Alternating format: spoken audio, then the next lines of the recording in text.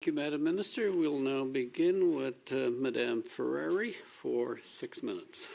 Thank you, Mr. Chair, and thank you, Minister, for being here today. Minister, on October 24th, there were a plethora of childcare operators who came to Ottawa from British Columbia, Ontario, and Alberta on their own dime, simply to be heard, but you did not meet with them. Why? Thank you for the question. I meet regularly with childcare operators across this country. On that particular day, I can't tell you exactly what I was doing. I believe my staff perhaps met with them, I think it was the day before, but I'm always open to meeting with childcare operators whenever and wherever I can. So that's just false. The organizer of that group wrote to you saying that your staff absolutely did go outside, but instead to take photos, these are her words, within minutes of our meeting start time for the apparent purpose of further mocking, discrediting, and shaming those present on social media by questioning the group size. So she has written to you multiple times, and including yesterday on December 2nd. So they represent 150,000 licensed childcare spaces, or more than 15% of all licensed childcare spaces, saying that you will meet with everyone. Will you commit today to meeting with this group? Respectfully, nothing that I said in my previous statement was false. My team did meet with the organizer of that particular group, and I am always open to meeting with anyone who operates a childcare facility. So just for confirmation, you will commit today to meet with ACE, National Canadian Coalition of Childcare Operators? Absolutely. Perfect. Moving on, Minister, Sergeant Lisa Harris of the Royal Newfoundland Constabulary testified at Status of Women Committee last week, and she stated, "The Public Health Agency of Canada recognizes that children who witness family violence suffer the same emotional and psychological consequences as those who are directly abused. Will you commit today to protect victims and their children by advocating for stricter bail policies?" As Minister for Families and Children, obviously everything I do day in and day out is ensuring that parents and kids across this country are set up for success. I will always look for opportunities to do that. As you, of course, know, there are other ministers fully engaged in that file, and of course, I support the work that they do. So have you directly asked those ministers to enforce stricter bail conditions? Because, you know, as you've said, you are the Minister for Families, Children and Social Development. And in your opening statement, you said children deserve to receive the best possible start in life. Yet we've had the highest increase in child poverty in history under your ministry. Toronto's homeless shelters are now almost triple the number of kids they did 8 years ago, with more than 1,400 in hotel rooms paid for by City Hall. So again, I'll ask, will you advocate for stricter bail policies, as we know many women are being murdered in broad daylight because of the bail conditions where repeat violent offenders are out on bail? I'm happy to correct the record. Actually, when the Conservatives were last in government, the poverty rate for children was 16.3%. The most recent level of poverty for children, which is still too much, absolutely, is 11%. We've put in place a number of measures that have been influential in lifting hundreds of thousands of children out of poverty, and I would put out, frankly, that every one of those measures you and your colleagues in the Conservative Party have voted against. You know, Minister, it is quite remarkable for you to sit there and tell Canadians who are using food banks at record high numbers, and that this is the highest increase in child poverty in history. Children living in homeless shelters, for you to be so smug and say that everything is great is quite insulting to families. Moving on, Minister, Terry Lynn McClintock, who abducted and then assisted her boyfriend in the sexually motivated killing of 8-year-old Tori Stafford, has been allowed in the presence of children through a mother-child program at a women's federal penitentiary, as well as Tara D'Souza, who was Adam Lubukayan, who sexually assaulted a baby in 1997, became the youngest dangerous offender in history, now lives with mothers and children in a BC jail. Are you advocating? Are you bringing this up to your ministers? Are you advocating that sex offenders and child killers do not have access to children in federal prisons? Sorry. I find this line of questioning and these innuendos completely disrespectful, frankly. Let me Tori answer. Stafford's dad finds you completely disrespectful. Just Can I answer the answer the question. question, Yes, Chair? please do. Yeah.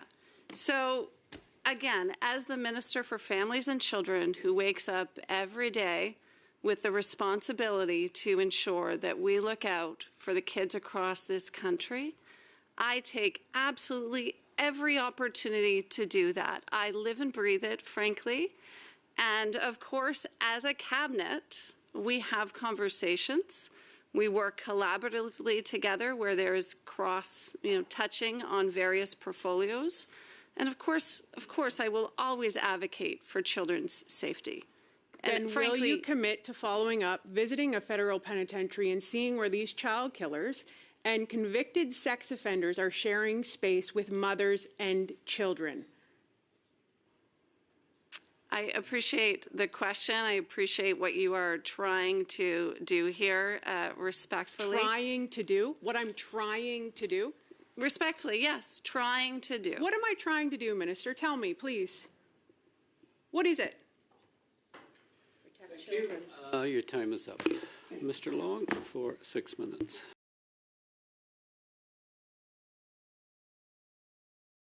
Mr. Chair, illicit drug overdoses are now the leading cause of death among youth in British Columbia aged 10 to 18, according to figures by BC Coroner Service. As the Minister for Children and Families, you must surely be concerned with these numbers.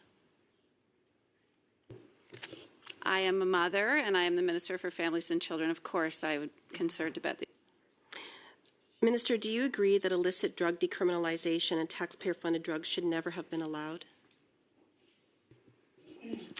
Respectfully, I think this is off topic of the topic of this committee and what I have jurisdiction. Respectfully, Minister, I will interrupt you there because actually you are here today to talk on your mandate letter.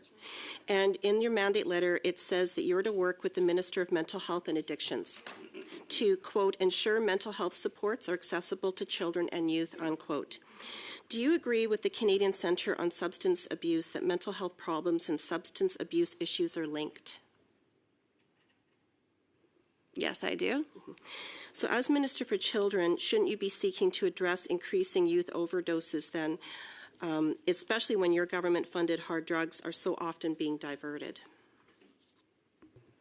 As I was saying earlier, there is another minister who is the lead on this. Of course, I have conversations with her, but she is leading this work. So, but Minister, it's right in your mandate letter, and I'll also bring up that the parents of 13-year-old Brianna McDonald, who tragically overdosed, were very clear on this link, where her mother said, quote, I think a lot of the reasons she was doing the drugs was the mental health problems she was having. So your ministerial mandate is to ensure mental health supports are accessible to children and youth. Are you taking any actions at all? As I mentioned earlier, of course, I work closely with my colleague who has the lead on this file. She leads. So as working closely, what actions have you taken, Minister? I have conversations on a regular basis with my colleague who leads this file. So what specific actions have you taken on this, Minister? As I just mentioned, there's another colleague who leads. I provide input. She is the ultimate minister who is responsible. So you're obviously not willing to answer this question on any actions that you've taken. It's right in your mandate letter. I will bring up as well that Brianna McDonald's parents told the HESA committee that they were unable to access mental health care for their daughter, but she was able to acquire, quote, Ziploc bags full of needles, cooking kits, and pamphlets on how to cook the drugs and safely use them, unquote. As Minister for Children, should children as young as 12 be provided needles, cook kits, and instruction manuals for drug use instead of mental health care? Of course, again, as a mother, as the Minister for Families, drugs don't belong in our children's hands. I think everyone in this room and across the country can agree with that sentiment. So I'll go back to you again, Minister. What actions specifically have you taken? It's right in your mandate letter on this issue. Yeah, and as you read out earlier, my mandate letter indicates to work with the minister who is responsible, who has the lead Right, on so this what actions file. have you taken? What actions have you recommended? I believe I've already answered this question, Chair. No, you haven't, so I'll move on. Police associations are warning about the dangers of diversion of government-funded drugs, particularly diversion to children. A drug bust in Campbell River, British Columbia, found taxpayer-funded fentanyl molded into gummy bear and dinosaur shapes. So you're the Minister for Children and Families. Again, your mandate letter clearly states that you should be working with the Minister of Mental Health and Addiction. Have you taken any actions to protect children from diverted taxpayer-funded drugs?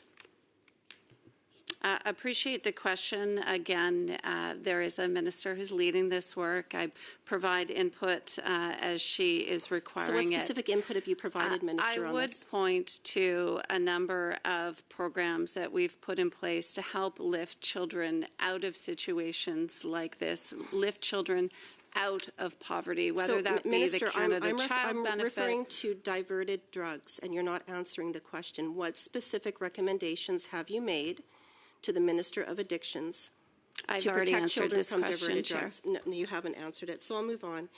You and the Liberal government, in collaboration with the NDP, supported taxpayer-funded drugs flooding streets, parks, and playgrounds where children play in British Columbia, and this was occurring on your watch as the Minister of Children and Families, and you did nothing.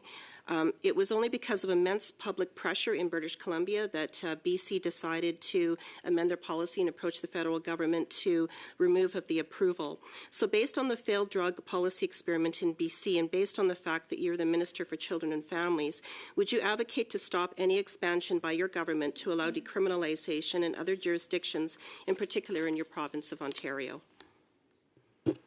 Once again, respectfully, there is a minister who leads on this file, and it is not You've actually myself. advocated for this in the past, Minister, when you were on City Council in Ottawa.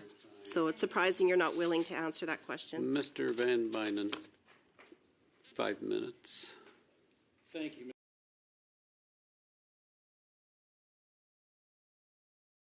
So, Ms. Gray for 5 minutes. Thank you, Mr. Chair. Minister, illicit drug overdose is now the leading cause of death in BC among youth 10 to 18, and you're the Minister for Children and Families. And we've seen the failed drug experiment in British Columbia. It appears during your time as an Ottawa City Councillor, you supported a motion for the Council to write to the federal government and include a plan that stated decriminalization of people who use controlled substances for personal use, in favor of that. So based on this failed drug policy experiment in BC, do you still agree that decriminalization of people who use controlled substances for personal use should be expanded in Ontario and across Canada? Thank you for the question, and I'm glad to see that you've dug into my time as City Council, where I chaired the social committee there. I will just point to some of the work that's underway that I'm a part of through the Poverty Reduction Council. Minister, that can you answer the question, please? keeps us informed of some of these more pressing issues. Minister, are you not prepared to answer that question today? You're the Minister for Children and Families, and you've seen the statistics on how drugs are being diverted to children. You've seen the statistics on children that are dying. As I said earlier, are you standing by your previous as I stance? said earlier, there is no circumstance in which I would like to see, or our government would like to see, children having access to drugs, illicit drugs, anywhere in this country. And Minister, I know do that you the agree with minister is decriminalization? focused on ensuring. Point of order. Point of order. I think the What's your minister point should for be it? allowed to answer the questions. I Thank you. give a good bit of latitude. The questioner has the question, and the minister can answer as she chooses. Thank you, Mr. Chair. So The Canadian Association of Chief of Police, who just last week put out a statement which said, based on the experience in BC, their board no longer supports decriminalization of illicit drugs. So as a Minister of Family and Children, would you stand with the Canadian Association of Chief of Police and stand with families against drug decriminalization anywhere in Canada? I will always stand with families. I will always meet them where they're at. I will always hear their stories and work to ensure that we do right by them. So I will now, the Minister is obviously not prepared to answer the question. I'll cede my time to my colleague, Ms. Ferrari. Questioning here the Minister of Families, Children and Social Development. Earlier in our exchange, you had said you'd met with the Association of childcare operators that represents over 156,000 licensed spaces that day, and they have been watching this committee, and they just want to set the record straight that that's not true. And you had said that it was true, so I just want to say that. I did not say that I met with them. No, you said your staff did, and they didn't. My staff did the day prior. No, they did not. It was October 7th, so you might want to get your facts straight there, Minister. If you're gonna go toe to toe here, have your facts ready. They met on October 7th, not the day before. So they just want the record clear that you. Okay, they met. Oh, okay. Sorry, details, right? What does that matter?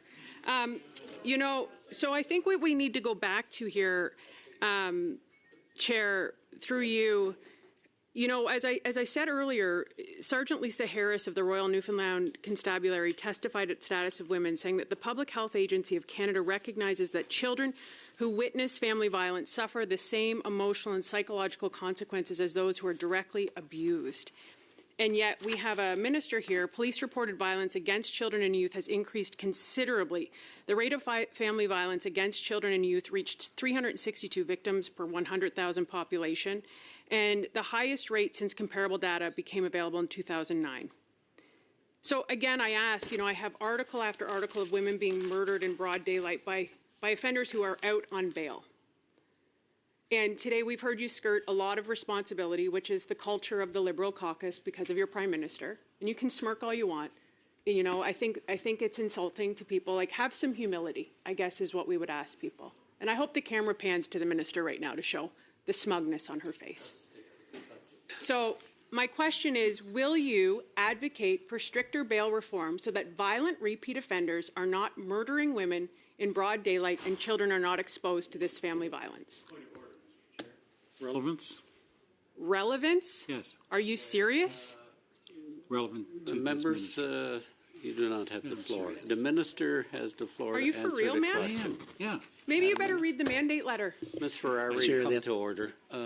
Ms. Suds, you have a short Sure. answer, please. Of course, as I stated earlier,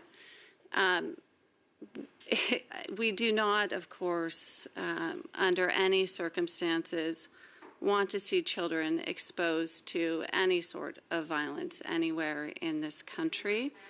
Match. And as I have also already said, there is a colleague that's leading this work. I contribute, of course, through our tables and our discussions, but On this Chair, file? point of order.